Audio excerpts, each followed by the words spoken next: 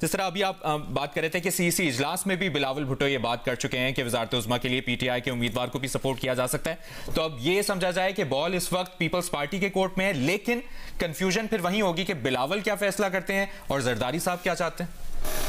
देखें, बिल्कुल उस दिन सीसी के इजलास में ये बात हुई थी, लेकिन जिस वक्त ये इजलास जारी था और पीपल्स पार्टी प्रेस कॉन्फ्रेंस करने जा रही थी, उससे पहले ही पाकिस्तान तहरीक इंसाफ करते अमल आ गया कि हम किसी जमात से बात नहीं करेंगे जिसने हमारा मैंडेट चुराया है या वो पार्टी जो कि करप्ट है या मनी लॉन्ड्रिंग में मुलविस हैं। तो यानी कि पीटीआई ने तो उस वक्त बातचीत से ही इनकार कर दिया था और फिर पीपल्स पार्टी ने फैसला किया कि हम नून लीग के साथ जाएंगे, एटलीस्ट उनकी हुकूमत बनाने में मदद करेंगे, लेकिन वफाकी काबीना का हिस्सा नहीं होंगे। तो मेरे ख्याल से पीपल्स पार्टी अब तो अपना फैसला ले चुकी है। तहरीक इंसाफ ने इस हवाले से देर की, उनके पास ये एक मौका था कि जो उन्होंने पिछले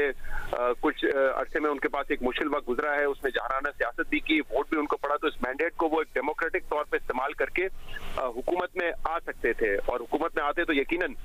उनके जो कई रहनुमा हैं जिनके खिलाफ केसेस हैं उस पर भी उनको रियायत मिल सकती थी, क्योंकि आपको पता है जब आप पावर पॉलिटिक्स में होते हैं, हुकूमत में होते हैं, तो कई किस्म के रिलीफ आप हासिल कर सकते हैं। लेकिन उस वक्त पीटीआई ने इसको रिजेक्ट कर दिया ऑफर को। तो अब देखना यह है कि पीपल्स पार्टी जो वाज़ेह तौर पे कह चुकी है कि हम नून लीग के उम्मीदवार को सपोर्ट करेंगे, क्या वो अपना फैसला बदलेगी या नहीं बदलेगी। और यहाँ पे ये खबरें भी गर्दिश कर रही हैं क्योंकि कुछ अहम बिजनेस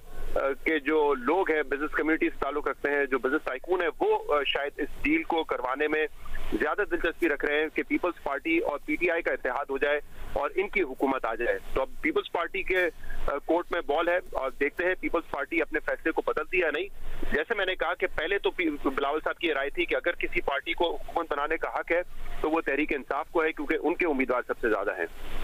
ठीक है।